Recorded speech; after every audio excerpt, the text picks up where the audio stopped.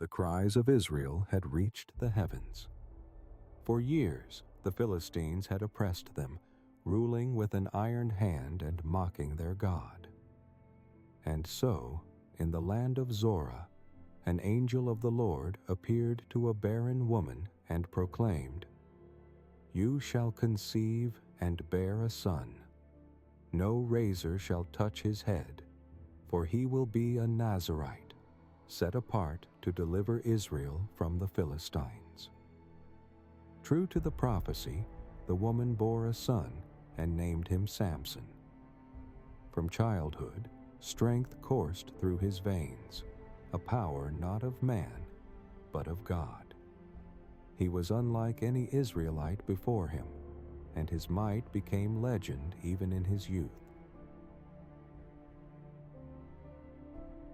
As a young man, Samson walked through the vineyards of Timnah when suddenly a lion leapt upon him.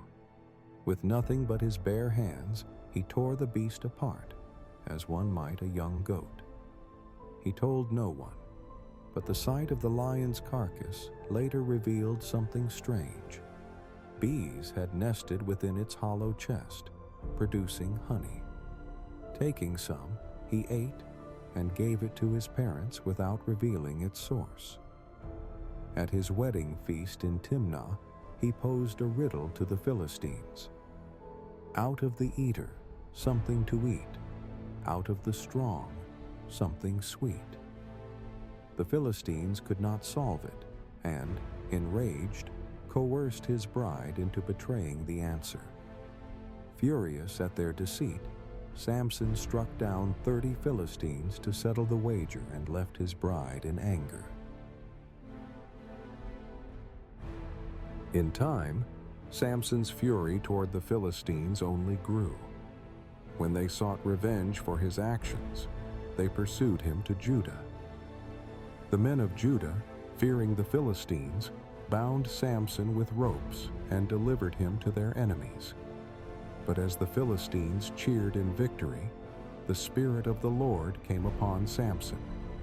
He snapped the ropes as if they were threads, seized a fresh donkey's jawbone, and slaughtered 1,000 men. The ground was soaked with the blood of Israel's enemies, and the name of Samson became one of terror among the Philistines. Yet Samson, mighty as he was, had a weakness, not of muscle, but of the heart. He loved a woman named Delilah, and the Philistine rulers bribed her to uncover the secret of his strength. Night after night, she pleaded with him, weaving false weaknesses to test him. But when she pressed him relentlessly, he at last revealed the truth. "No razor has ever touched my head, for I am consecrated to God. If my hair is cut, my strength will leave me." That night, while Samson slept, Delilah shaved his head.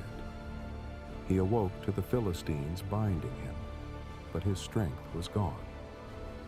They gouged out his eyes and shackled him in bronze chains, leading him to Gaza, where they made him grind grain in prison like a common beast. In time, the Philistines held a great feast in honor of their false god, Dagon. Drunken with victory, they brought Samson into their temple, mocking the once mighty warrior. But they did not know that his hair had begun to grow again. Blind but unbroken, Samson prayed, "Lord God, remember me. Strengthen me just once more, that with one blow I may avenge myself on my enemies." He grasped the pillars of the temple and pushed with all his might. The walls trembled. The stone groaned. Then, with a final cry, Samson brought the temple crashing down, killing thousands, including himself. Thus, the man who had been chosen before birth, flawed yet faithful, became the instrument of God's judgment. And in his death he slew more Philistines than he had in his life.